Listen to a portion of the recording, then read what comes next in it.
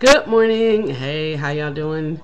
I um I made it. I made it. I made it. I made it. I made it through the weekend. I made it through the phone call that I didn't feel like having this week. I've been avoiding my mother and my grandmother's phone call since July the 7th. Actually, since July the 6th. Because my grandmother is visiting with my mom, and she wanted to see me. She wanted to see me. So at that minute, I had to have a video phone call with her that I did not want to have because I have internalized a great many of my weight issues from my mother and my grandmother, and just talking to them and having any of their input on my weight loss or my progress or anything like that is like, whoo, it's the best way to get a setback going. I'm saying, like, self sabotage personified. I'm like, oh my God, I do not want to let this woman see me. So I finally suck it up, and I called on yesterday, or rather, they called me, and then I put it around for a little while, and my mother finally came out and said, I want you to get on the computer. I want you to get on the computer so that we can see you.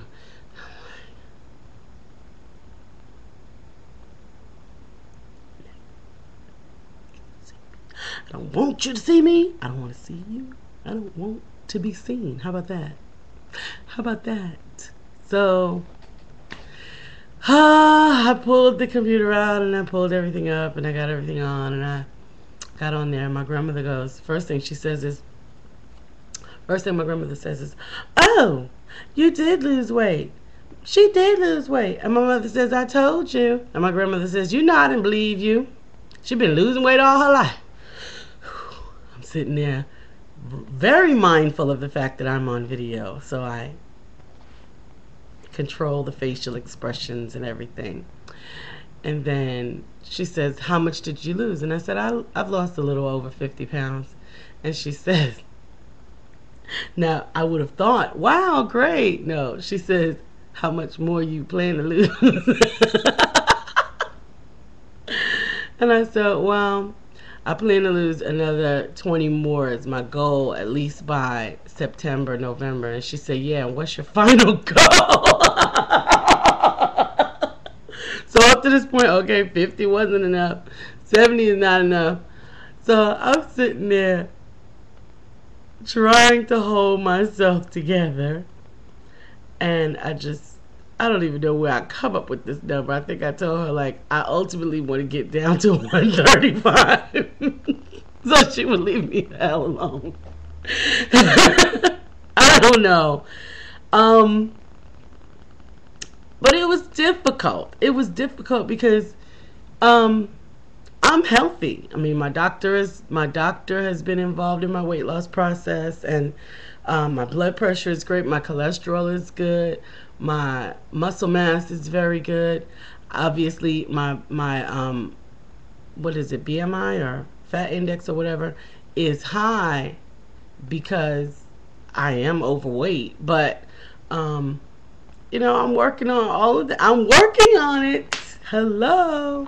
And of course, it's not coming off as fast as I wanted to in the first place. But then to hear, like, yeah, we glad you got over that first hurdle, Henrietta Hippo. But you need to get the rest of that off too before you come waddling down here to visit us. And I'm like, ah! But I tried my best to change the conversation to more pleasant topics, and eventually just took myself off camera altogether. I was like, oh, here's my dog. Let me let you see my dog. Let him see the dog.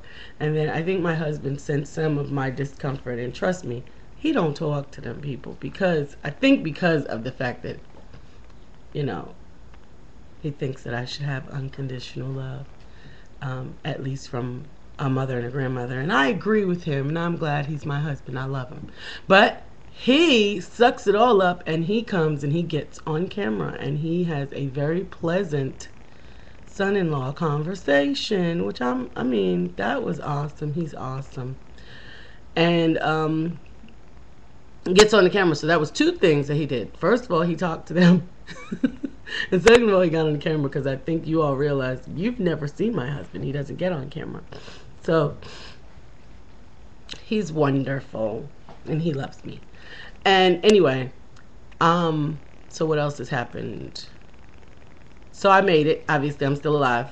I didn't kill myself, and I didn't die from that conversation. I got a favorite from another weight loss YouTube friend, Sushi Cat New York. Hey, Sushi Cat. And she sent me the Impatient Dieters link, and I think I'm going to try to put it in here some kind of way or whatever. And this woman has lost 70 pounds in like 65 days. And she shows the chronology of her weight loss experience, and you can see that it's really her, and you can see that she's actually lost the weight. But I think she's doing some kind of a liquid diet. It's obviously been successful. She looks very healthy. Her face is glowing, and she's got a wonderful personality. Impatient Dieter, I'm going to put her over there. But I was looking through her stuff to see if I could like actually find out what she's doing. Is she doing that fast, or the liquid, the master cleanse thing, or is she actually just only taking in liquid calories in some way or whatever? I don't know. So I don't know any details about it, but it was curious to me. And I have to say, I am an impatient dieter, and I am getting so impatient with Jenny Craig. Speaking of which, y'all, I don't know if y'all remember, but I've been working out with a trainer. I've been working out with a trainer consistently, at least 3 days a week with a trainer, 2 more days a week on my own, and I have been on Jenny Craig. And that's been about for almost a month and a half now. And my pounds are not going down, they're going up.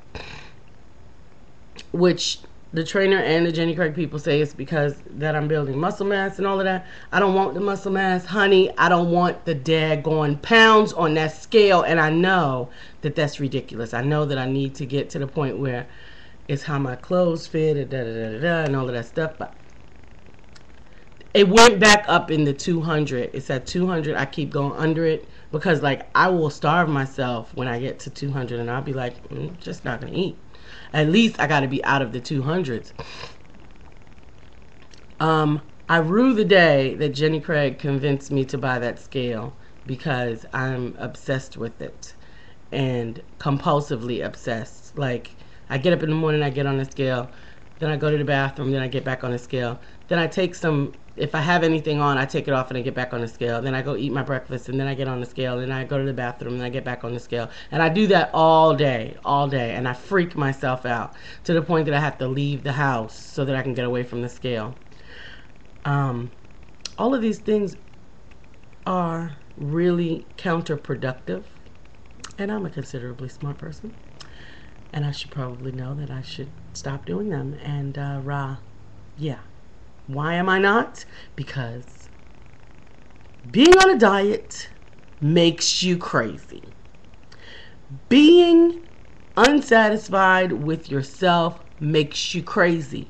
You get stupid. You get crazy. I have gotten to the point where I got on the scale and it was like teetering back and forth between 200. Oh, it's going to cut off. We're at 9:29. I think I'll make a part 2, and I'll come back because I just feel like talking to y'all. Love you, and I'll talk to you in a minute. Part 2 is coming. Keep walking on the water and don't eat anything until I get back. Bye.